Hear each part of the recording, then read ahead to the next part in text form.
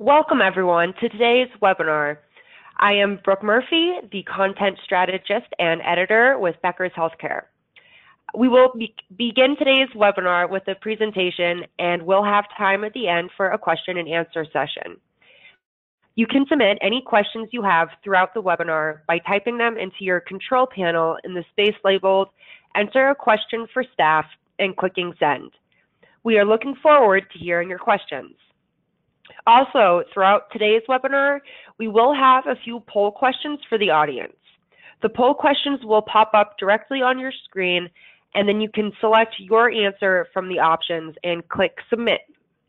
Additionally, in about a week following the webinar, we will be sending you a copy of the presentation to the email you used to register.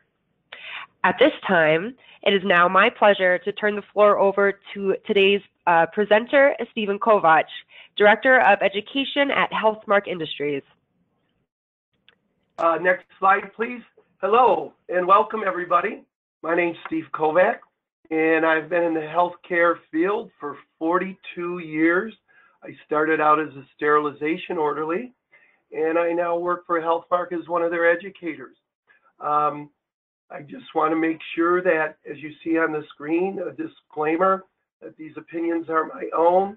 Presentation reflects techniques and approaches and opinions of myself.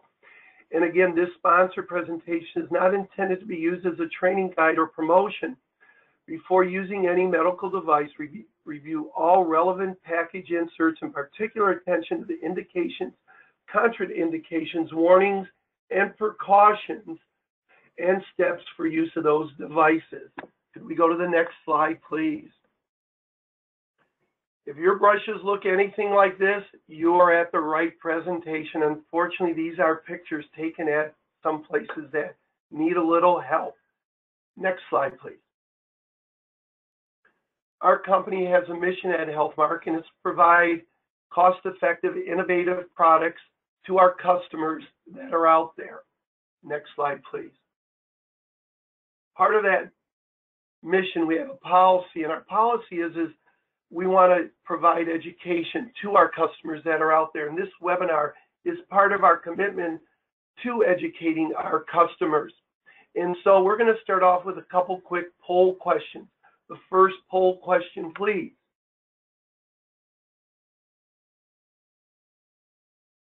I'm going to take a couple seconds to go there. Wow. It's going really good.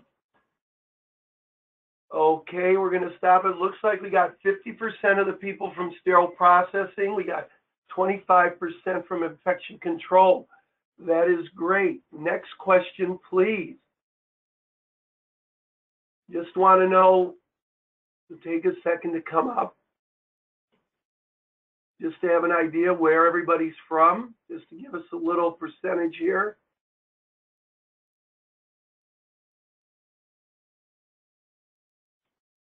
Take another couple seconds. Okay, it looks like we got about 90% of the people are from the United States. Okay, thank you for those quick poll questions. We're going to go to the next slide, please. Next slide, we've already covered that on how to put the questions in.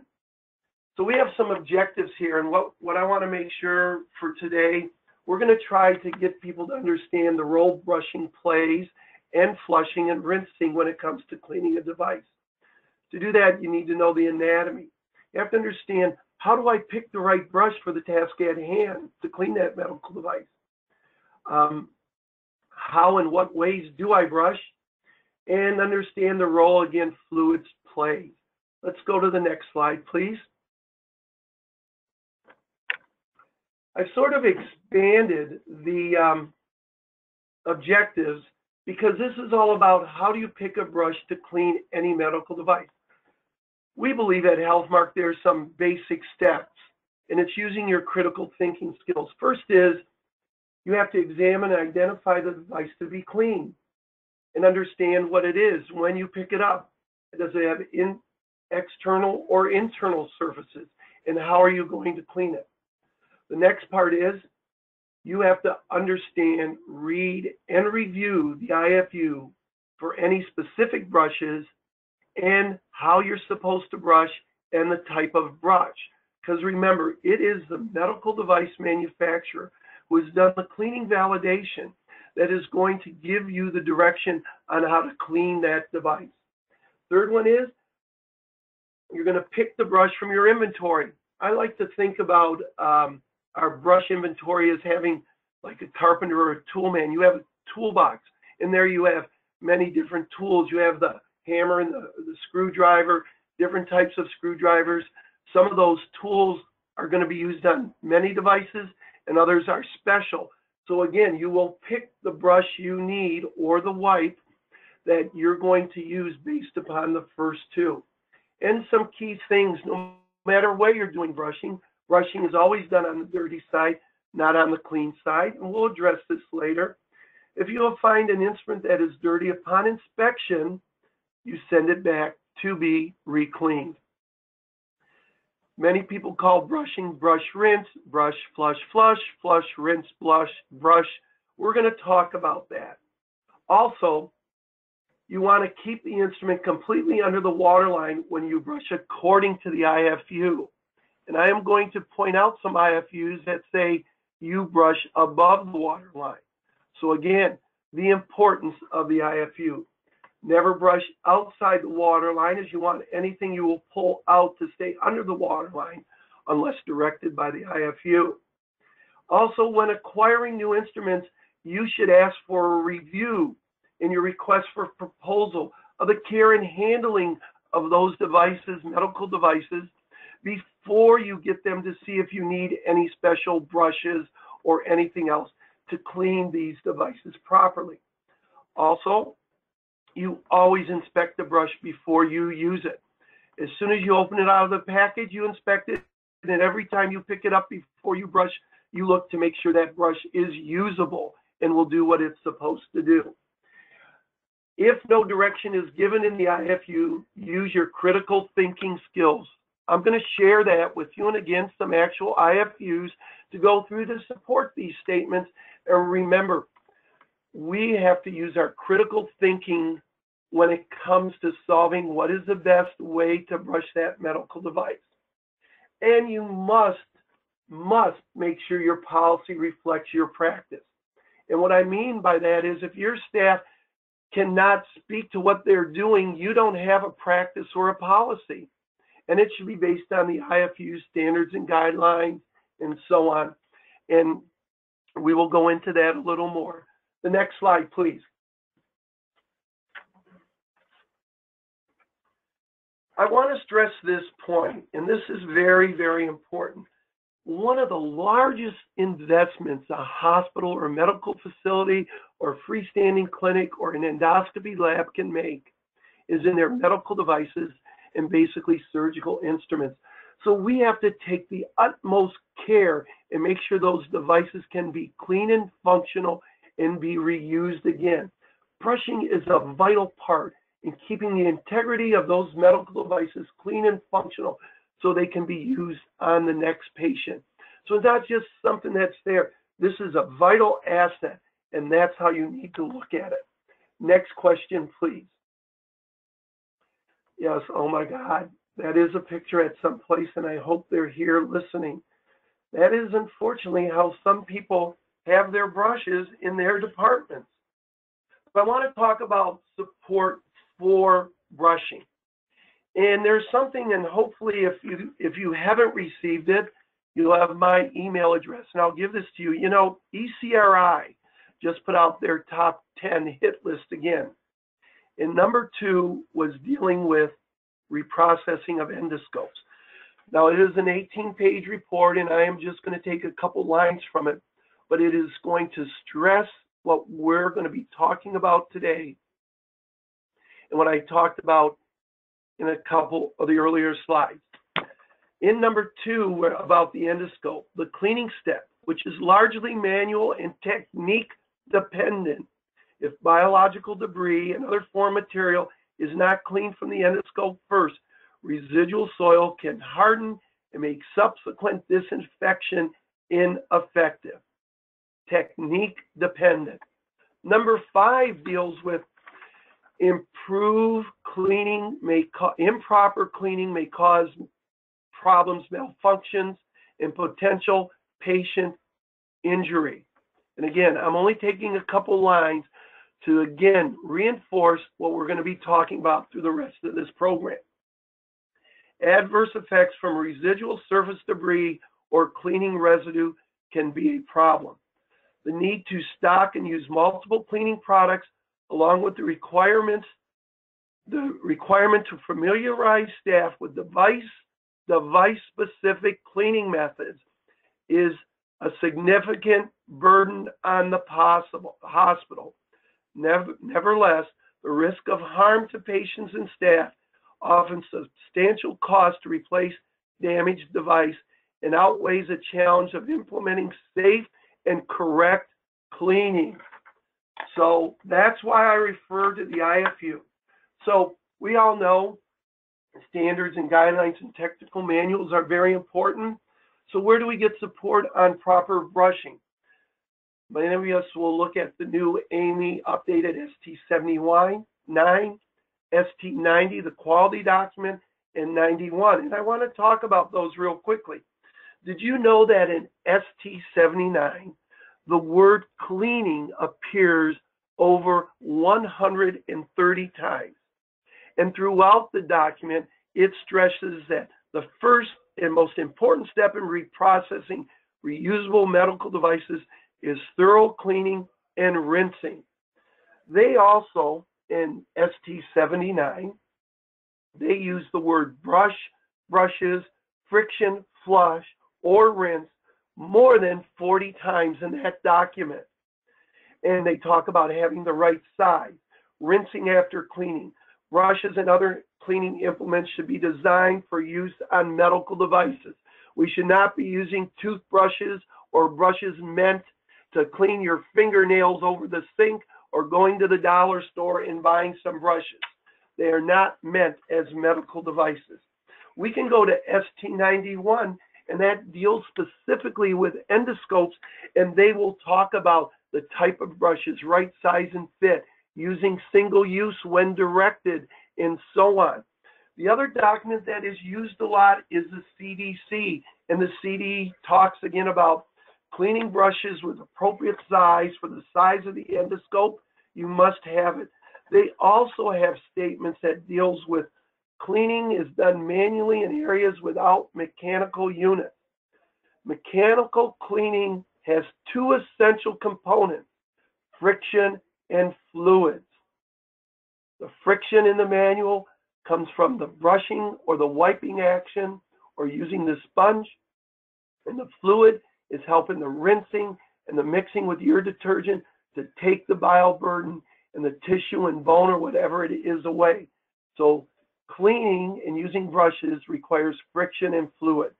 The other area, the manufacturer's instructions for use, and I will show you some to back up what we're talking about to help give you the skills to put together the best practice. NARN, SG&A give great guidance.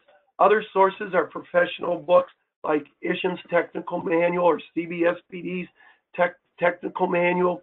Those will help reinforce when an IFU does not give us the information we need, and then we must use our critical thinking skills. Next slide, please.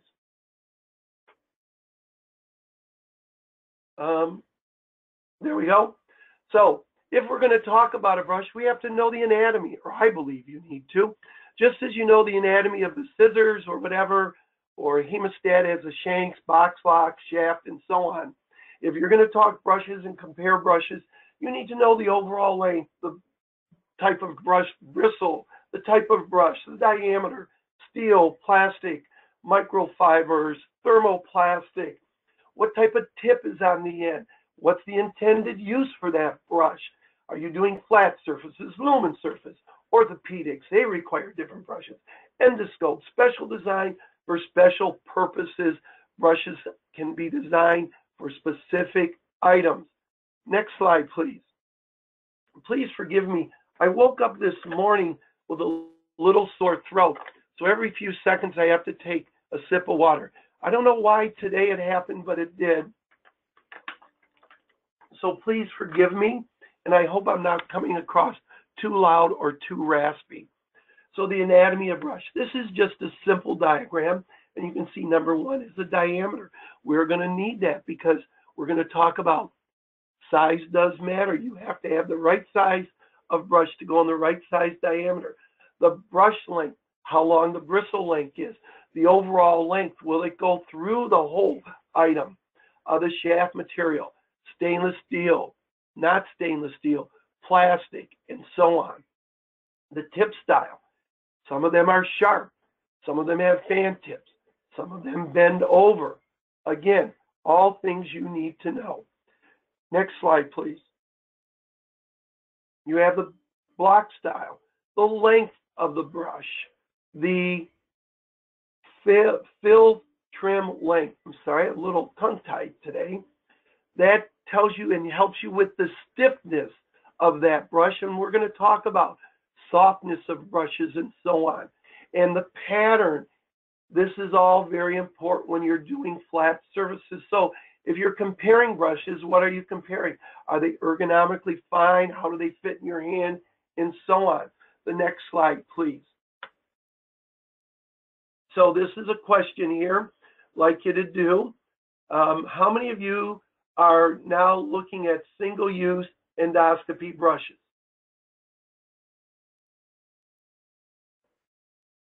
Take a few seconds here.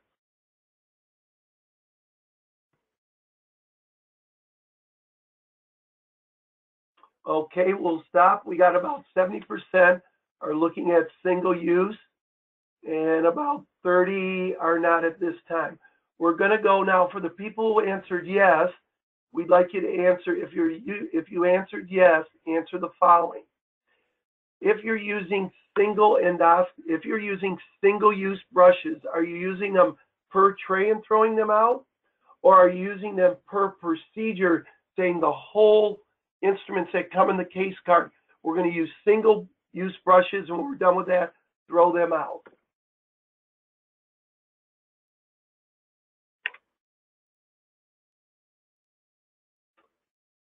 Okay, thank you. We got about 65% are looking at per procedure, and the other 35 is per tray and throwing it out.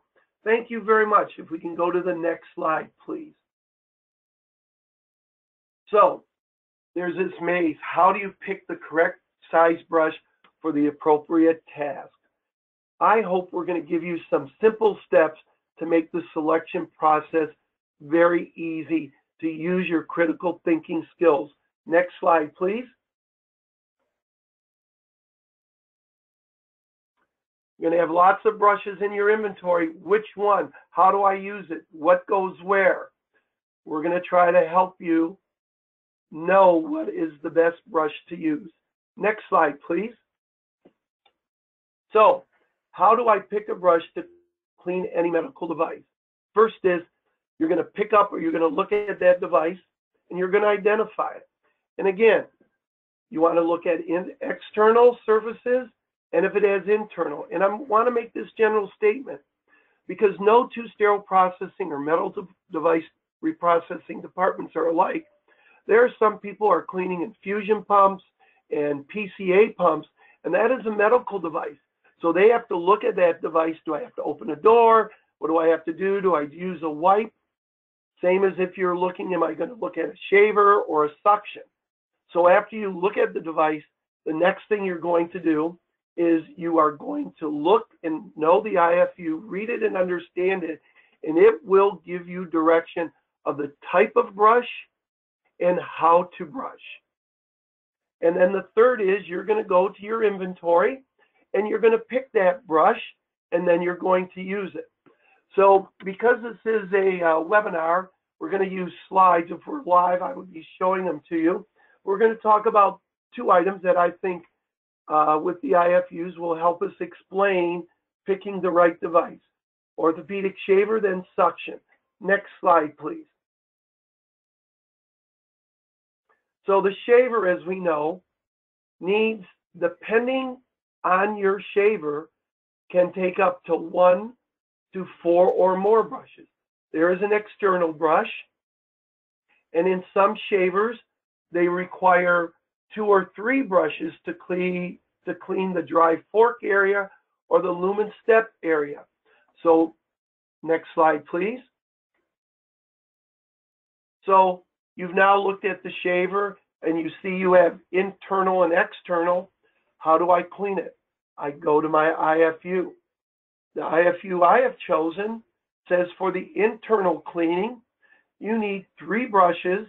You clean in this order, minimum soak time with specific type of cleaning solution, and you follow the IFU in the order they tell you. If you don't have those brushes, you will not be able to clean that device the way the manufacturer has done their validation. So then if you don't clean it the way with the types of brushes or equivalent brushes, and there is an issue, you could have some problems. Now, I only showed the internal. The external says take a soft brush and go from there. So for this type of shaver, you would actually be using 4 brushes. Next slide, please. Now this one here, and if you remember to my health mark tips, I said, if the IFU says above the water line, this IFU, if you read it here, perform rinsing and cleaning as soon as possible after use. Thoroughly scrub the device with a clean, soft brush that is dampened with a detergent. Avoid anything harsh material that can scratch. Go to the end. Do not immerse the device in soap solution or rinse water. So now, you use your critical thinking skills. You go to your toolbox or your different brushes, and you will select your soft brush, similar to the one that is there. You will brush it. Again, I've taken just some of the steps out of the IFU. There's a little asterisk down there where I pulled it from, and it says, do not immerse the device in soap solution or rinse water. So you're going to have to do your brushing above the water line. You have no choice. This is the way that you have to do it. And since they gave you general of the type of soft brush, you would pull the type from your inventory that meets your criteria, and then you would use it and brush appropriately. Next slide, please. Suctions. Oh my God. You can look at this picture. Some of those suctions are bent and they should even be thrown out. But when you look at a suction, so let's think about it. You now have that suction in your hand. Visualize it. It has both external and internal surface. The external surfaces, most say use with a clean, soft bristle brush. Many don't give more specifics, or they'll say wipe with a low lint free. That's what you will use. Most say the internal surface, or the majority say use the appropriate size diameter brush. Suctions are usually in French size. And remember, the size is the external diameter, not the internal. So now let's talk about the types of brushes you can use to clean the inside. Next slide, please. You have your external brushes, soft, many choices. You'll pull it from your arsenal, your toolbox. Next slide, please. Internal brushes. I believe we're going to go through 3 different types. First, they're disposable. That means they're intended for one use. You, the user, in your policy will state what a use is. As many of you said, a use for you is when all the trays come from that patient, you will use a reusable brush on all those until they can't be used, and then pull another one or throw it away. So they're usually single use. All brushes are used for that specific case only, then disposed of with flexible endoscopes. Most of them are single use. There are some that say are reusable. We'll talk about that. They greatly reduce the risk of cross-contamination, but they may increase because of the supply costs. Since we are holding this webinar, I can tell you we have a great choice of single-use brushes that are unbelievable and very cost-effective, And if you want to know more information, email me later. Next slide, please. Reusable brushes. Most of them will be stainless steel. They're designed to be reusable. They're cost effective if proper care and handling is done. They're decontaminated and inspected after each use per the manufacturer's guidelines. Some say just clean it in enzymatic. Some say at the end of the day, put it through a washer. Some say you can sterilize it. Some say after each use, put it through a washer. You will follow the IFU of the manufacturer of that brush, and that's how you will reuse it. You inspect it before use for cleanliness and wear, and even when you put it away. How do you store it is very, very important. We'll have some pictures later of the best way out of many ways, but you can put them in vertically or in a bin or some other way, but you put them dry. Many times I see people take the brush and they put them in a bin wet.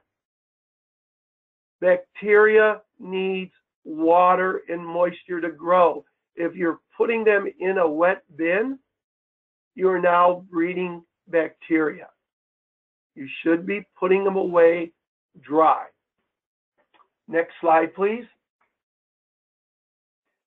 Internal brushes, you could have repulsable. This is a new concept for many people, but it's not a new concept for those of us who have worked in sterile processing like myself. We are used to repulsable tips on our minimally invasive surgery devices, where you get it, you throw the grasper away, you throw the scissor away, and through assembly you put a new one on. There are now brushes where the tip is disposable and the wand is reusable. It can reduce the cost of your reusable, and there are some where even the tip is reusable, and you can send that and get through. Many of the shafts are reusable, and some can even be steam sterilized, go through your automated washer. But what's really nice is you take the shaft, put a new tip on, you use it, you can throw the tip away, you can send the shaft through. Some of the shafts come with different sizes, so now you have single use, disposable, and you have repulsable brushes. You have many choices to fit your need to have in that toolbox, just as you have Phillips screwdrivers and so on, and star and flathead. Next slide, please. This here is what I consider a useful guide or tool. And I want to mention this to you. If you see on the left side of this slide, it says 9F. Most of our suctions are in French sizes. It is sometimes hard to understand what size brush do I use. Now remember, the size of the French is the cannulated part that comes down, and that's the outside. And the internal is going to be less. But you can at least get an idea of saying if the French is 9, you can start looking at a 3 millimeter brush, because a 3 French equals 1 millimeter. So either using the simple math, you take the French times, you take the 3 times the millimeter and you get your French, or you take the French size and divide by 3. So in this sense, you have a 9 French. So you would start looking at least a 3 millimeter brush or smaller. So I want to make sure you understand one other thing. As you look at this suction, you have the proximal end where the suction tubing goes. So you need an external brush. You'll need an internal brush that you'll have to go through the shaft part, and that is usually going to be smaller. So you're going to have a third brush to clean where the suction tubing goes. And again, I'm using very general, but if you take a brush sizing chart and you look at that opening on the proximal end, you will find that the majority of those are 5 millimeters. So you're going to need most probably a 5 millimeter brush to go through that part and clean it, and then take your specific diameter brush and go in there to clean it. You can't take that smaller brush and twirl it around there. That's not correct, and we're going to talk about. So again, a brush sizing chart like this is a good tool to help you understand where you go. So if you have your brushes in a bin or a rack, 1, 2, 3, 4, 5, 6, 7 millimeters, you know you're not going to go for a 9 French. Look at 4. You might look at 3 or 2.5 or 2. You now are able to go there. So again, critical thinking skill. What is that French? How do I match it up to my millimeter to get the right size brush? Because people are selling you brushes in millimeter sizes. Next slide, please. This is just a little close-up to show you what a 3, 9, and 12 French looks like. And again, to understand that's the outside diameter, the inside is smaller. Next slide, please. Yes, boy, I hate this, but again, some people have brushes and they're reusable. And if you look at that picture on the right, that is dirty there. That shouldn't be there. The green loop on there, I know it's reusable and sterilizable because that's what that company's identification is. Every time you look at a brush, you look at it, you open it, you touch it, you make sure it is in good condition to use, and you don't use a brush that isn't. We have a wall chart that can be used, but I think one of the best things is you have an example of what a good brush looks like unused. You hold it up to the other brush. If it doesn't look like that, I wouldn't use it. Next slide, please. This here is just taking some pictures. I like to think of the block style, the toothbrush, the regular one. If your toothbrush looked like that, you would not be using it on your teeth. You shouldn't be using it on your medical devices. If you look to the far right, you'll see one of the brushes. They look good, but there's some debris in there. Shouldn't have been stored that way. The next brush in the middle, it's irregular, and you look all the way at the end, it's a little out of focus, but that's a brand new brush. So you look at it, these brushes don't look the same, don't use it. Look to the far left. Those are some bristles that are quite worn. So you can have a picture like this up in your department and also have that new brush there for people to look. So you're looking for wear, fraying, and missing bristles. Next slide, please. It's a holiday season, so I thought I'd throw a Christmas tree on here, and I'll try to tell you why. If you look at the 4 pictures, the one on the bottom right is a new brush, depending on the tip, if it has plastic or not, or fan tip. I'm not a fan of plastic on them. They come off on the tip, but that's what a good one looks like. So I'm giving you, we'll go to the left side, bottom left. If that shaft is damaged and bent, you don't use it. In many of the IFUs, it will say, if the shaft is bent or damaged, do not use it. You will not be able to get the friction and the physics behind it to clean that device once it bends, and it will cause those bristles not to go through evenly. The next one is loose or missing bristles.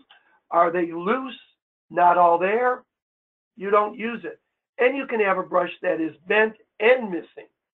The next one is fallen bristles. I like to think of that as a Christmas tree.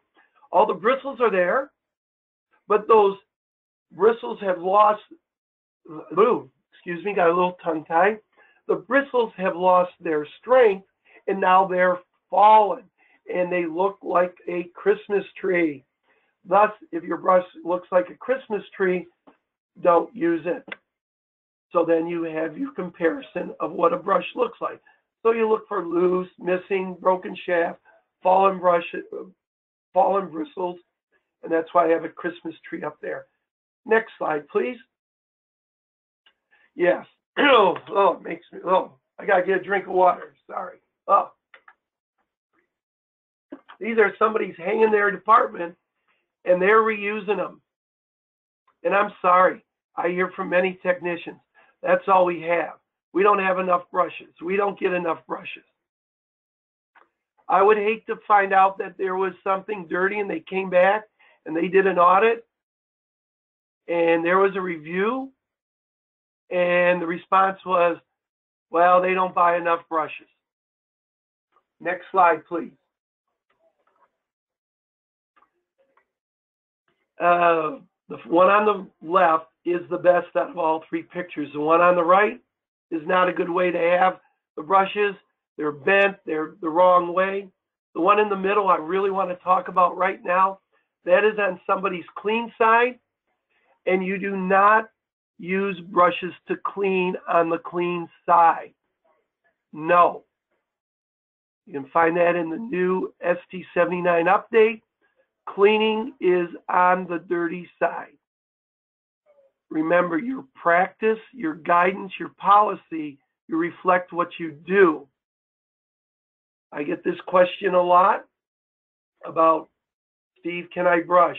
No, period, end of quote. Let's go to the next slide, please. So let us understand how to properly brush. This is very, very important here. The act of brushing is mechanical, and it's used to remove soil and particles in tissue and biofilm. It's necessary to use the appropriate size brush. The diameter of the brush is critical. The IFU gives you the specific way not only to brush, and also what type and kind of brush. Many manufacturers will tell you to use the push-pull or the pull-push method. That gives you the direction on how to clean a lumen. When they don't give you the information, we use our critical thinking skills based on their standards, our guidelines, our technical manual, the manufacturer of the brushes, and the common sense approach. And I will show you some IFUs and help you again using the 3 steps. Look at the device, read the IFU, pick your brushes. Remember, your policy should reflect your practice.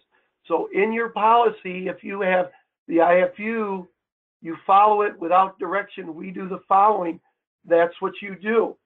So again, always inspect the brush and its bristles each time it comes in contact. That's very, very important. If they're not good, you get a new one. Next slide, please.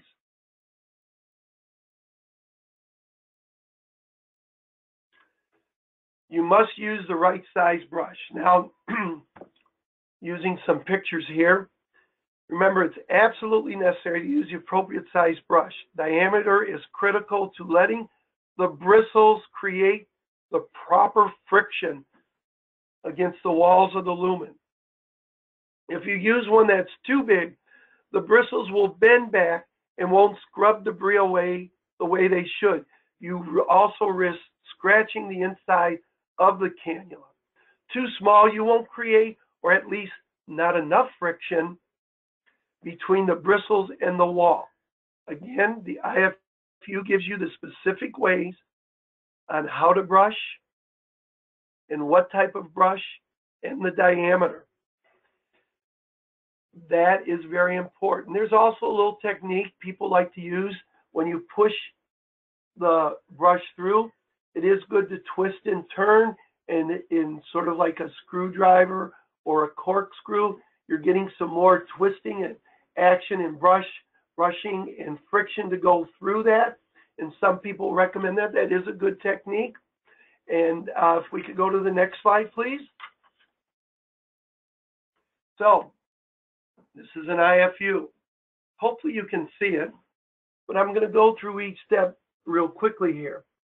Always select the correct diameter of the brush. Swish the brush in the enzymatic detergents after each pass through the lumen and repeat until there's no visible debris on the bristles. For an external brush, it says brush the outside of the instrument until there is no visible debris on the bristles or instrument. That's all they told you.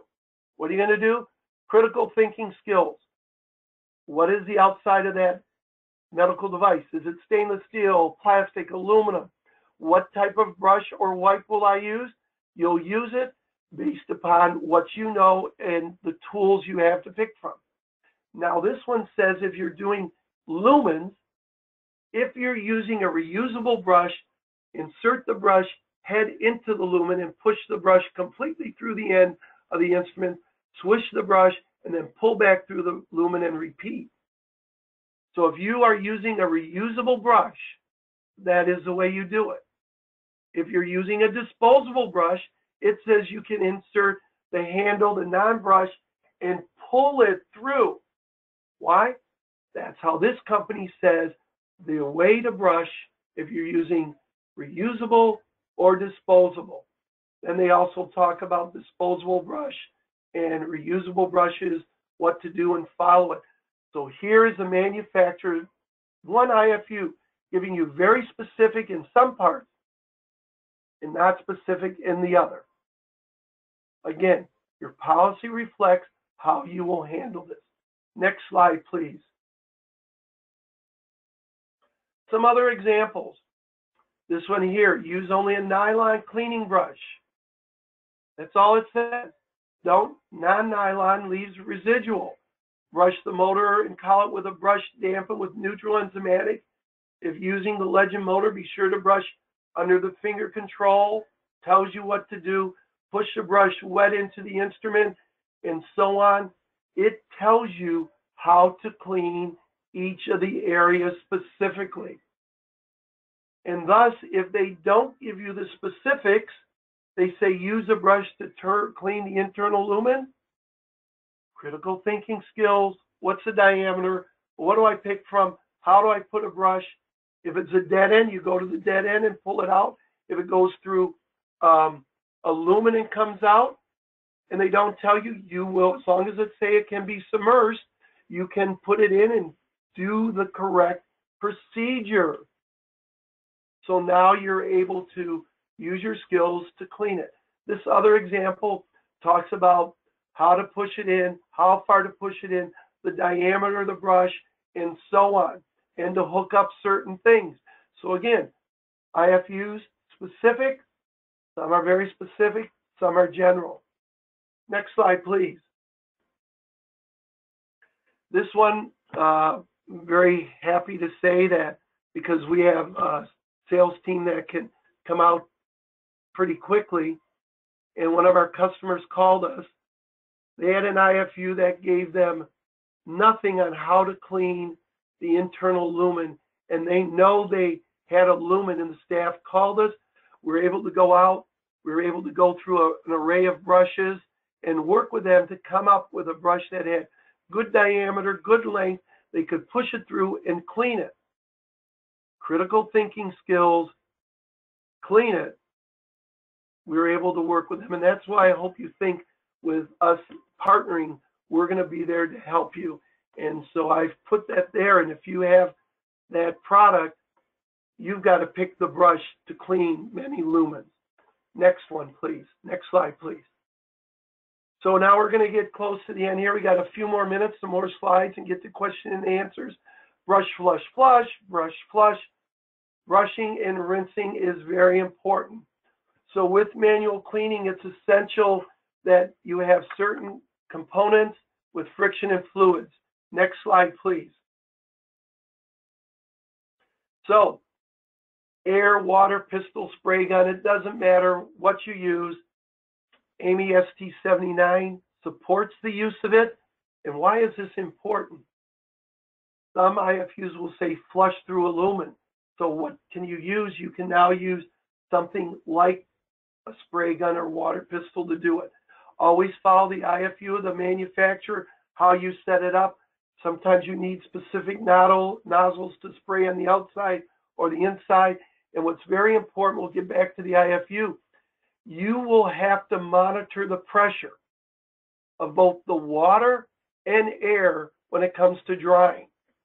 Next slide, please. These are two examples. Water pressure minimum of 30 psi. So you need at least 30 psi to do it. Many times I see people just have it hooked up and they're running the water through. How do you know you really cleaned it? You don't if you don't have 30 psi. Other IFUs will tell you the amount of air pressure you need to blow dry or to clean and make sure it's dry.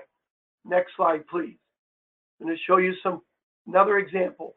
This is a pictorial, so you'll have to take my word for it that the words say hook up a spray gun, pipette, or a syringe and flush until the water or the fluid comes out is clear. It's not red, brown, or whatever, clear.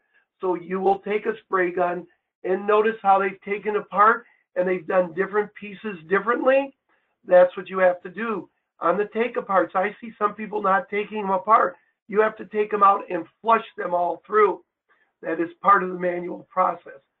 Next slide, please. Here are some examples. This one department on the left was very creative. They put an apparatus that they could turn it and get the water pressure and turn it up to 30 psi or more so they can flush through that robotic arm. Somebody else for their air is taking the tank, and you notice they've done a nice job of securing it, and there is a little gauge there. Next slide, please. These are some other examples. Above a sink here, they have the different gauges for the water and the air on how to monitor it. These other ones have different gauges in their air. You can see on one on the bottom right, it says instrument air. Again, follow the medical device IFU, and ST79 tells you to use instrument air, and you should monitor it. So you can monitor it. You must work with your facilities and get it done properly. Next slide, please. The spray gun, again, the IFU, pressure requirements, water quality, air quality, it is a vital part of cleaning. And you can see the example here of somebody flushing through. To take this picture, we had to do it above the sink line. Again, you would do it in the sink and brush it through, flush it through. But again, we had to take a picture. Next slide, please. Again, we're going to do through some closing thoughts. We're going to talk about test equivalent metal brushes, wipes, flexi stem, and special brushes. I want to quickly talk about pipe cleaners. I see so many people buying pipe cleaners from hobby stores. They're not meant for that. They produce a lot of lint, and their tips are usually sharp. We call ours flea stem. Purchase them from a medical device company. They're going to be lower linting, not total linting, but you want to keep your lint low. And the flexi stems also have nylon, and they can be used to clean lumens and so on. Next slide, please. So, which one of these will clean best? One of these is the original manufacturer's brush, and the other ones are brushes from manufacturers like ourselves. In the IFU, it'll say, or equivalent. How can you tell if a brush is equivalent? Next slide, please. I'm briefly going to introduce this, and if you need more information or want more information, you can contact me through an email address later. There is an ASTM work group 53082, that is using a force tester that will allow you to compare brushes and their cleaning, how much force it's used to clean a soil and go through a lumen or a flat surface. So, for example, I'm just using numbers to make it easy. Let's say the OEM has a fraction cleaning coefficient of 1. The brush you want to use to equivalent should be 1 or greater. It shouldn't be less. So then you can use a brush that is equivalent, and now you have an objective test on helping you to make sure the brush you use is equivalent. And that work group is going on, and I'm happy to say HealthMark is participating in that, is one of the people that helped bring this about. Next slide, please. Can I have stainless steel brush in my decontam area? Yes, you can, if the IFU says so. And there are many IFUs that say you can use a stainless steel brush, but only for rafts or taking bone cement, but not to clean Kellys and so on.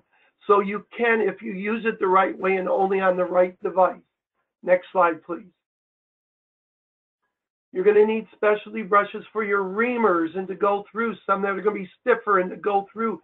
And when you bend the reamer, you might need a special double end tip brush to go through and clean that. So you've got to know the devices you have, and many of them will require specific brushes to clean properly. Next slide, please. And with endoscopes for your ERCP, you're going to have special brushes to clean down the channels. You can use sponges and wipes and low linting, but make sure it's equivalent to what the manufacturer of the device says. Next slide, please. Bipolars are very, very tough. I just put this up. If you have reusable, I hope you go to disposable. It usually is a 0.07 brush to clean and go through, but you got to clean through that, and they're very, very difficult.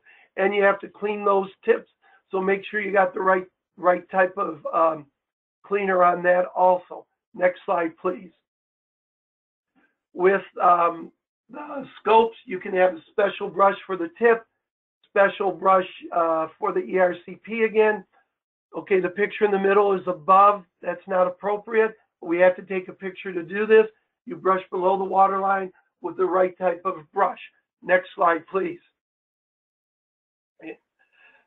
Low linting sponges, an area that I find people tend to not clean correctly, is under the control handle, and you'll read that you should use a low linting wipe.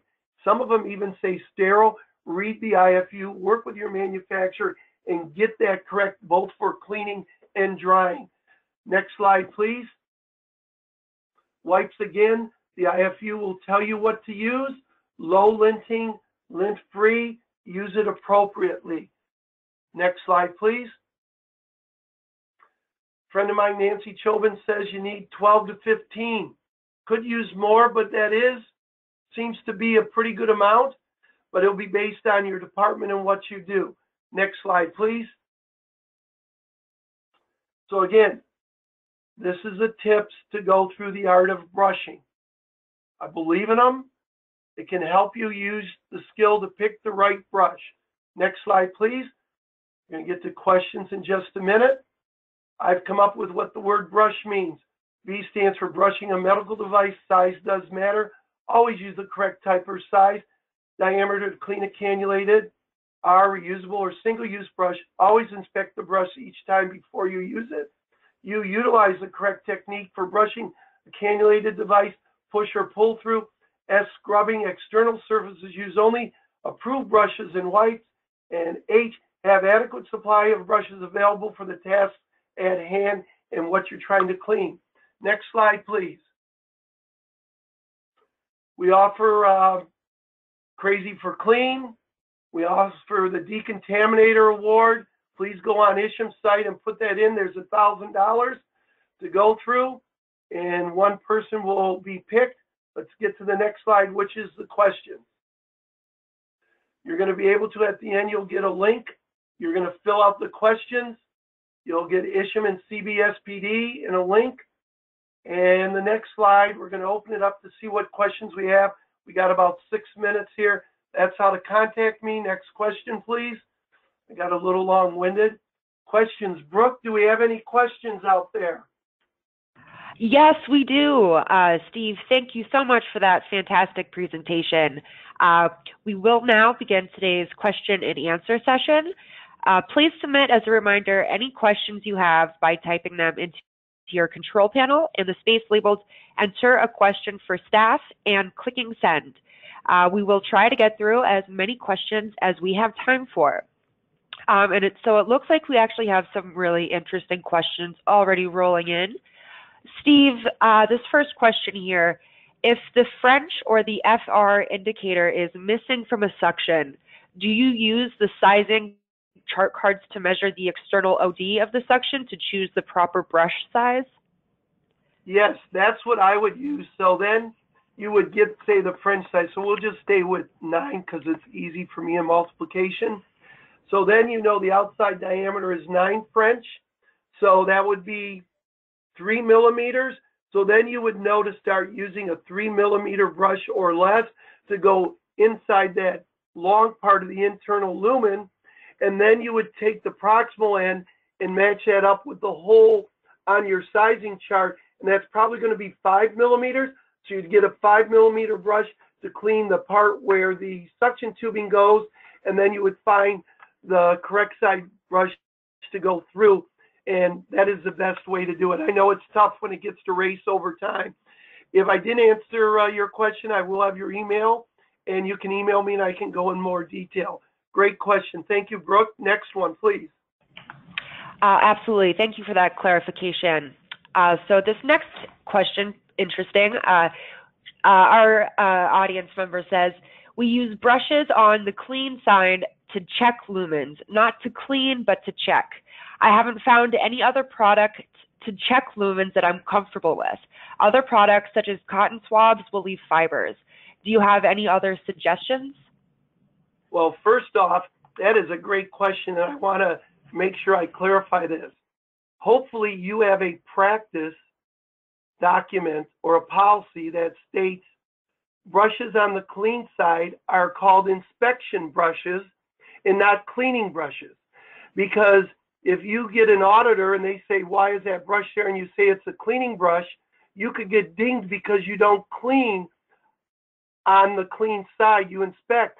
So your policy, and you can contact me, I have a guidance document that I've helped people write policies that says brushes on the clean side are not brushes, they're used for inspection. Yes, there are some devices that you can flush through and check and so on, and they're proprietary. And Brooke, they have their email, so I will answer that to them more privately. But there are different ways that you can check the internal bolt with flushing fluid, and there are some low linting devices that can go through the internal lumen that shouldn't leave any fibers or hair, and to go from there. So I'll contact you more offline. Thank you. I hope I've answered it as best I can. We got about 3 more minutes or 2 more minutes. We can maybe get 1 or 2 more questions in. I'm sorry I took long. Oh, great. I mean, thank you so much. That makes a lot of sense. Let's see if we can get maybe 2 more questions in. What is your opinion, Steve, of endoscope reprocessors that claim to take the place of manual cleaning, including the brushing step? Well, it's pretty easy.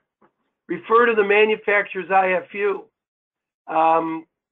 One company says you must do the manual step before, and so I want you to think of it legally. If you decide to skip it, and there's a problem, and it goes to a court of law, and the IFU said you were supposed to clean it this way, then put it in, what's going to happen? That, to me, is the real issue. So you go back to the OEM of the scope manufacturer, and you ask them, what does their IFU state? And if they say you manually clean, those are the people who did the validation study for that scope specifically. That's my response. Okay? Brooke, can we get one more in? Yes.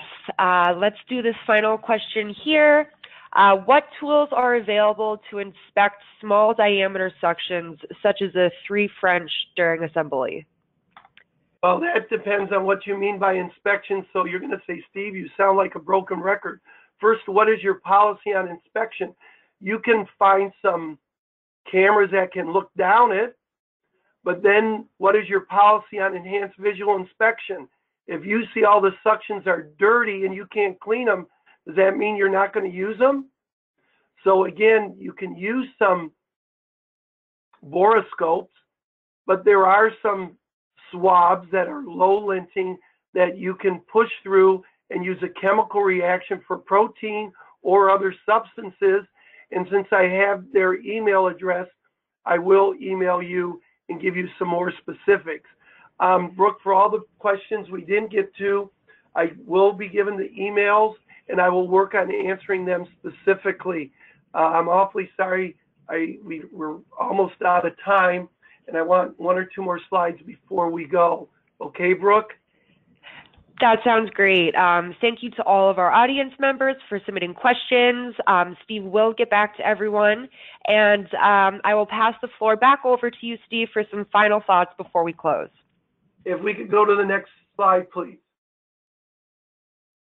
I want you to know Healthmark is coming out with another Crazy for Clean. It'll be introduced by the end of December. It's called The Art of Brushing with Pierre. And somebody asked me, why is it called The Art of Brushing? Just as a painter paints the picture, they use different brushes, different widths, different styles. You need different types of brush to clean many different medical devices. Look for that for the CEUs. Next slide, please. I put my family up here because cleaning is fundamental. We must keep it clean. This is what we do every day. It could be our family member having that procedure. We want that medical device as clean as functional. My little granddaughter, I want to make sure where she goes, you are going to clean it as properly.